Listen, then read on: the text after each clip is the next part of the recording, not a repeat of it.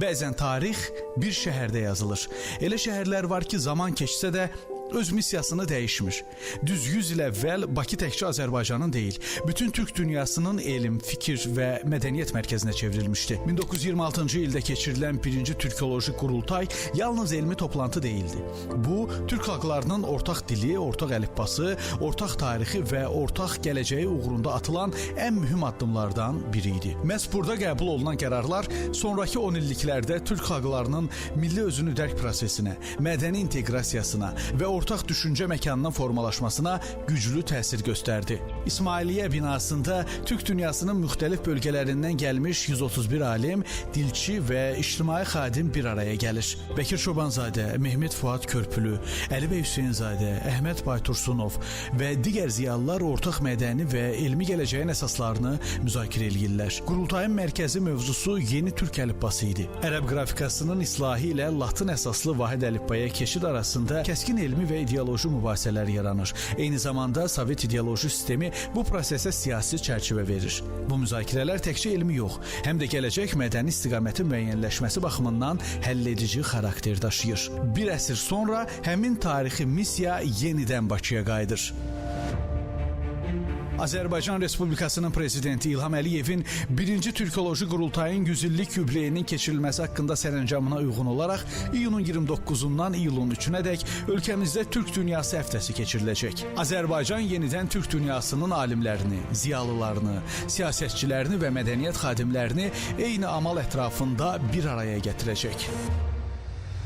Düz 100 il əvvəl Bakıda qəbul olunan tarixi qərarlar təkcə həmin dövr üçün yox, növbəti 100 illiklər üçün də bir yol xəritəsi idi. Ortaq dil, ortaq mədəniyyət, ortaq dəyərlər, ortaq əlifba ətrafında birləşən Türk dünyası özü üçün yeni bir istiqamət çizirdi. Bugünkü Türk dünyasının əməkdaşlıq modeli də həmin ideyalara söykənir. Bakıya dünyanın müxtəlif ölkələrindən gələn türkoloqlar burada təkcə elmi müzakirələr aparmayacaqlar. Onlar 100 il əvvəl başlanan böyük yolun bugün hansı mərhələyə çatdığını birlikdə dəyərləndirəcəklər. Lakin tarixçilərin fikrincə həmin qurultayın görünməyən tərəfləri də var. Bunu o fikirlə həmin dövrdə Azərbaycanın siyasi müstəvisində o problemləri həll edən şöbə 6-cı şöbə Mərkəzi Komitənin nəzdində yerləşirdi. Biz 6-cı şöbənin məxfi sənədlərini tapdım. 105 ildir bu papka açılmırdı. Açdıq da 480-dən çox bu sənədlər tapıldı ki, iclasın birinci gündən başlayaraq necə idarə ediblər. Birinci gün elə Əlidar Qarayev Stalinə məktub, telegram vurur ki, bilirsiniz, bizə gələn eşitmişik ki, bura gələn adamların əksəriyyəti ərəb əlifbasının tərəfdarıdır. Biz sizin köməyinizə ehtiyacımız var.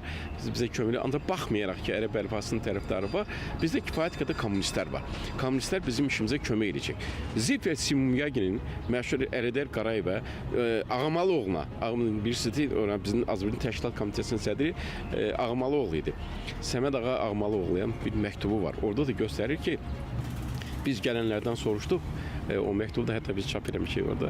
Gələndən soruşdu, bizə məlum oldu ki, 76 nəfər ərəb əlifbasının tərəfdarıdır, 34 nəfər Kiril əlifbasının tərəfdarıdır, 14 nəfər bitərəfdir və ancaq biz mərkəzə məlumat verində məcbur olduq ki, başqa cür məlumat verək. Yazaq ki, 76 nəfər Latin qrafika əlifbanın tərəfdarıdır, 34 nəfər güya ki, ərəb əlifbasının, 14 nəfər bitərəf. Fikir versin, bütün sənədlərdə bunlar hamısı, məxfi sənədlərdə hamısında var. Yəni, iclasın elə bir gedişatı olmayıb ki, oradan Stalinin xəbər olmasın. Hər gün ona məlumat verildi. Professor Nadir Məmmədlinin uzun illər apardığı araşdırmalar nəticəsində üzə çıxarılan yüzlərlə məxfi sənəd göstərir ki, 1-ci Türkoloji Qurultay yalnız elmi hadisə olmayıb. Onun hər addımı diqqətlə izlənilib, iştirakçıların siyasından qəbul ediləcək qərarlara qədər bir çox məsələlər siyasi nəzarət altında saxlanılıb. Hətta iclas başlayana qədər məlum olur ki, iclasa Orjankiz rəhbərlik eləməli idi. Həmin ərəfədə Orjankiz xəstələnir və ona görə də Moskvadan gələn məlumata görə iclasın gedişi tapşırılır Məmmədzadəyə, Mirzayana, hətta Mirzayan birisi ki, cavan yaşında Azərbaycan MK-nın sədri idi, yəni ona tapşırılır, yəni bütün hadisələrin gedişi. Həmin ərəfədə Orjankiz iştirak eləmədiyi üçün ta ki, Kirov Moskvaya çağırılır, Məmmədzadə Moskvaya çağırılır. Demək, bunlar böyük siyasi figurlardır. Gedib Moskvadan təlimat alırlar, qayıdırlar.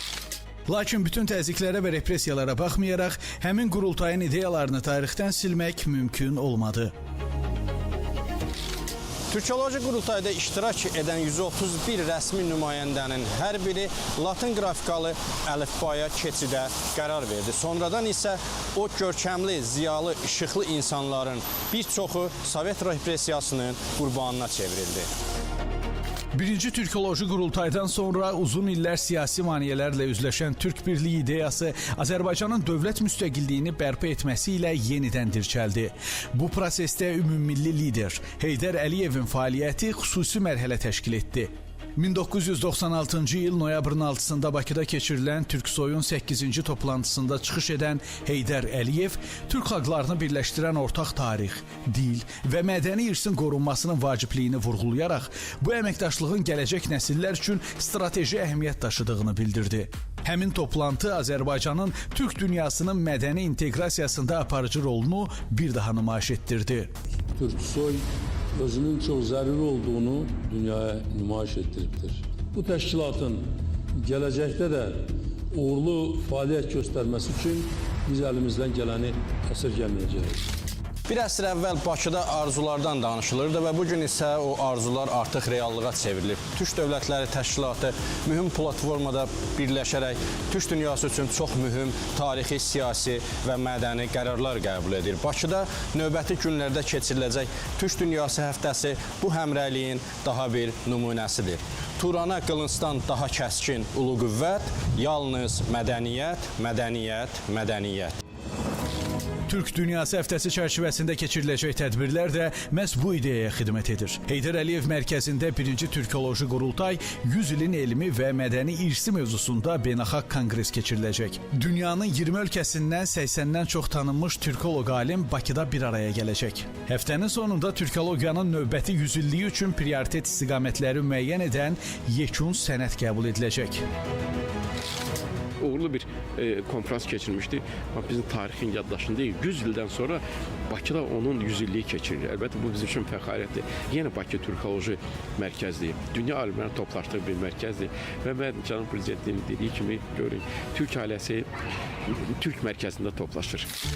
Birinci Türkoloji qurultay bir əsr əvvəl ortaq dilin, ortaq mədəniyyətin və ortaq düşüncənin rəmzinə çevrilmişdi. Birinci Bakı Türkoloji qurultay Türk dillərinin əsas problemləri olan əlifba, imla orfoqrafiya, termin, tədris metodika, qohum və qonşu dillərin qarşılıqlı əlaqəsi və interferensiya, türk dillərinin ədəbi dil problemləri, ortaq ədəbi dil, ulu dil nəzəriyyəsi və türk dillərinin tarixi problemləri ilə bağlı müvafiq qərarlar qəbul edir. Bugün həmin ideyalar artıq müstəqil türk dövlətlərinin qarşılıqlı əməkdaşlığında, ortaq layihələrində və strateji tərəfdaşlığında yaşayır. Tarixin qərbə bir qanuna uyğunluğu var.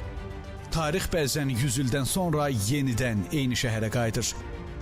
1926-cı ildə Bakıda yazılan Böyük Türkoloji salnaməsi bugün yeni səhifəsini açır. Bu dəfə məqsəd yalnız keçmişi xatırlamaq deyil. Məqsəd gələcək 100 ili birlikdə düşünmək, birlikdə qurmaqdır. Çünki Türk dünyasını birləşdirən təkcə ortaq tarix deyil.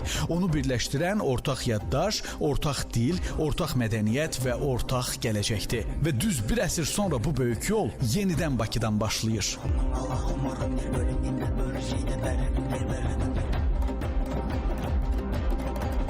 Sahil Tahirli, Diana Cəlali, Arzu Bəy Həsənov, Murad Əzimzadə, Space Xəbər.